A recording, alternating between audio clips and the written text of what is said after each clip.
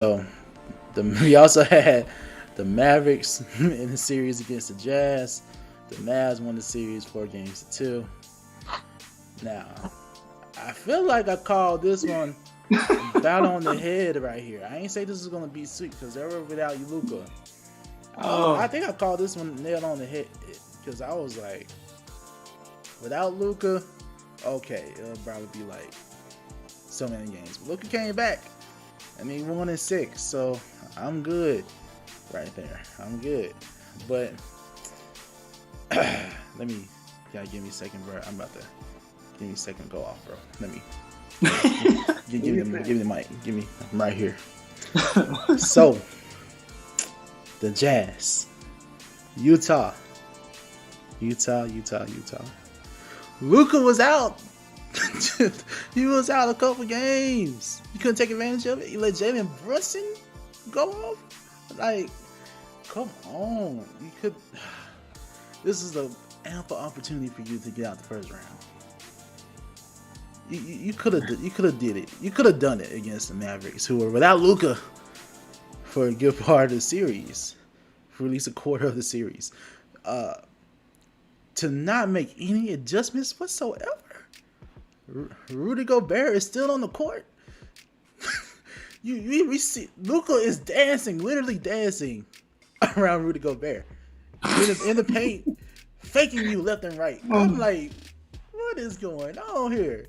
And you still don't make adjustments at all. Jason Kidd literally went small on you for a reason. If you see the lineup's not working, you got to change it. I like Quinn Snyder as a coach, but to not make those adjustments, come on. And then, man, Zay, did you see that game? You saw the end of the game, right? Utah had a chance. They had the ball. Yeah. Mike Conley, man, I hate this for Mike Conley. A travel. Committed a crucial turnover at that point in the game. I predicted the Jazz would lose, but not in this fashion. It's like they find more ways to just disappoint you. I predicted them to lose the series, but I did not expect them to go out like this. Donovan is not having great games. He didn't have a good series. He didn't. You go good ahead. Enough. You go ahead, man. I'm disappointed in this team. It's. I think the Jazz are, because it was like, okay, Donovan, the young star, rising up, and we're seeing him like in the bubble go crazy, right? And him and Jamal Murray going back and forth. And I'm like, all right, this dude has that potential to take them over the hump, right? Right. And then you get to the next year, they get beat. Get to this year, they get beat. It's like, all right, y'all, they've been around and have, pretty dominant regular seasons for the most part, but they fumble the bag at the very last second. Man, you just want so much more for them. You just want that. You just want to see them, and you got guys like Conley, Gobert, Bogdanovich. You know what I mean? Oh, I didn't get on him too. Man, he did not make us. He couldn't make a shot. Man, at the end of the game, wide open. You can't ask for a better looking net from the corner. And that's tough to miss for that caliber player. Because Bogdanovich is a good player to me. He's a knockdown shooter. He has ability to make those shots. Yeah. Right? Man, I hate that for Mike Conley. That play right there. I hated that play for Mike Conley. But they still had a chance at the end. I give them props for having a chance. But they're always, it's 3 years in a row now, man. Disappointing endings to their season. And it's just, I think it's not because like we don't expect it from them. We expect them to be good.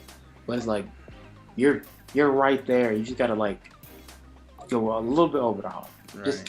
What is it? What is it though? To me, they got the role players. They got the pieces. The coach is fine. This play right here, open. Like, can't call for a better play. Like, that was great execution. Yeah.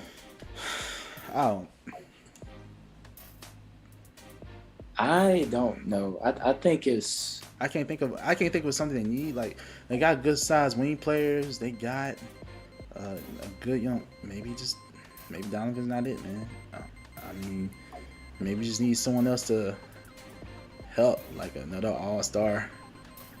Technically, Rudy Gobert is an all-star player, but I mean, I think the adjustments have to be made with Gobert being on the floor and becoming, he's the defensive player of the year, but at the same time, lateral quickness is not relevant to him.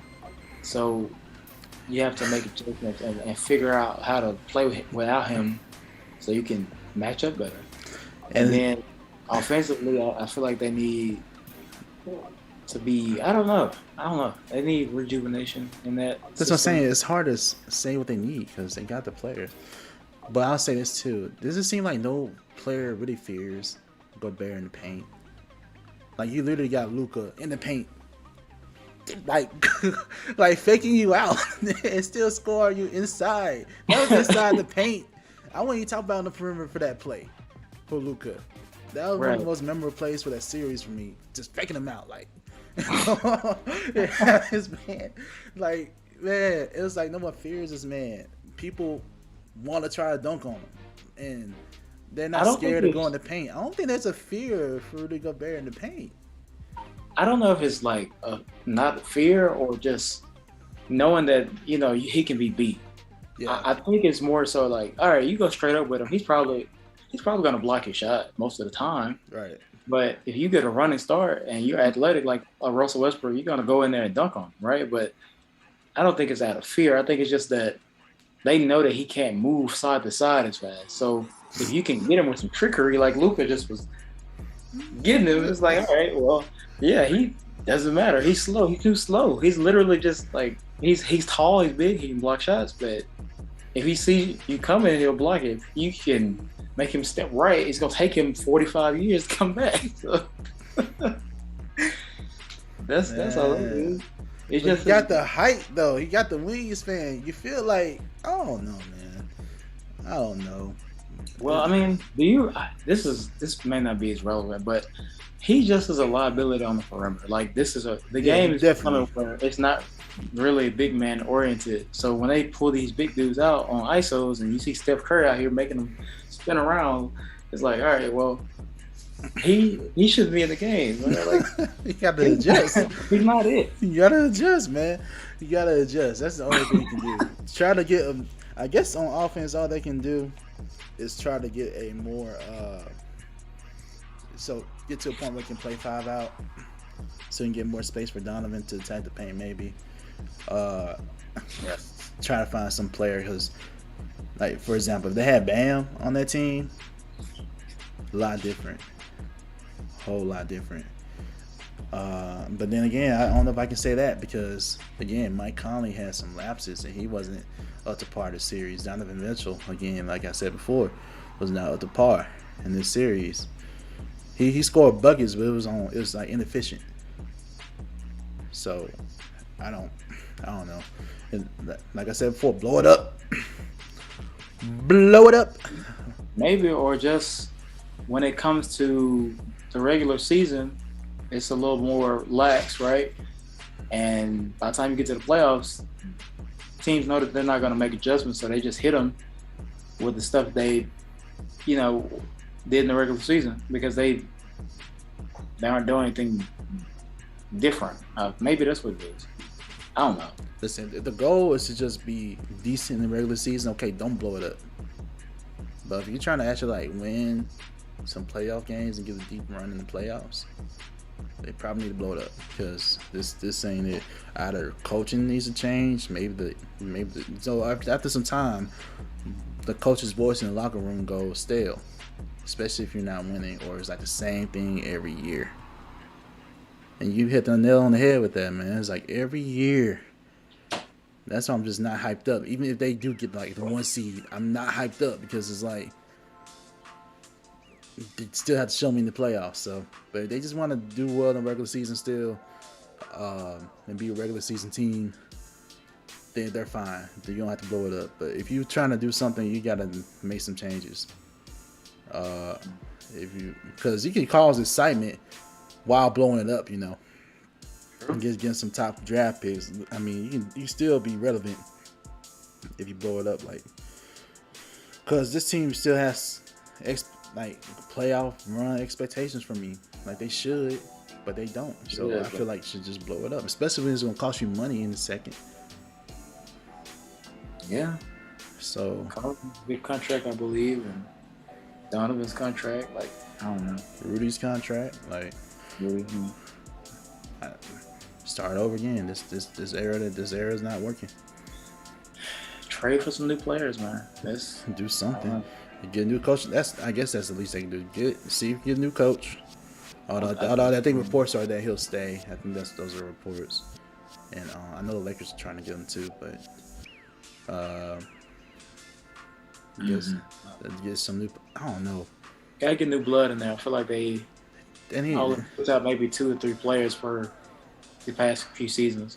Yeah, and they have the same coach. I don't know. I don't think Quinn Snyder is a good fit. At least not anymore. I used to think that, but I don't know. Something is going on. They need some type of new talent, something to cause excitement. Get another good player for Donovan to play with. I'm not sure what that player is. Like a player, not CJ McCollum, but that level where it's like they can be an all-star, but that type of player. I can't really put a pin on who that could be, and hopefully they can get a wing player, either a wing player or a point guard of that caliber will work. And do you think? Yeah. I got a question. Do you think that the Jazz can win with Donovan as the best player? As of right now, no. Even if you were to trade for someone, and his Gobert is his second guy right now, right? But right. If they got somebody else, do you think they will win with Donovan as the best player? It just depends on who that player is and what the asset they could be. But as of right now, I don't think so. And even if they do get a player of that caliber, I don't think so. But at least I think they can make a deeper playoff run than this. I think Donovan's capable of doing that, but I'm not sure championship caliber. As of right now, no. Not base. We're what have you done for me lately, league? I mean, I've seen him do things lately in the past 2 years, so for sure. So as of right now, no, I don't see him as the best player that can do that. Even if they do get a player of some type of magnitude. I don't know. How about you? Do you think he can be a best player on a championship team? I mean, it depends on, like you said, who becomes that other guy. Yeah. Behind him, but he might thrive in a situation, in my opinion, where he's not the main focus. Yeah. If I'm not saying he should be the fifth best player on the team, but if he's just the second best player because of how he plays, and he had somebody else that was drawing more attention than him, I think that he could probably make a even bigger impact because he would have a little more room to operate. And I feel like with Utah, they're like, all right, let's stop Donovan. Let's make all these other guys make shots. Gobert is going to give me more than 16 a game. I don't see that happening. So Donovan is on top of whatever Sommer he's got defensively, he's got to carry the load every night. Yeah. And if Conley isn't going, Bogdanovich isn't going, that's it. What if the Jazz got De'Aaron Fox? That could be interesting. I think that could be an interesting duo. That would be that might be the most athletic backcourt in the league if that were to happen. And I don't know what the Kings are doing right now, but they got De'Aaron Fox has to get out of the second. I win somewhere. Or Donovan could go to I think the Pacers could be another potential fit. But Halliburton, Mitchell at the 2. Got Miles Turner, who can spread the floor for you. Yeah. I mean, there are different ways. I think the reports is like New York, though. I think that's what people are saying. But I don't know. I think blow it up, but I don't know if you can't get a valuable player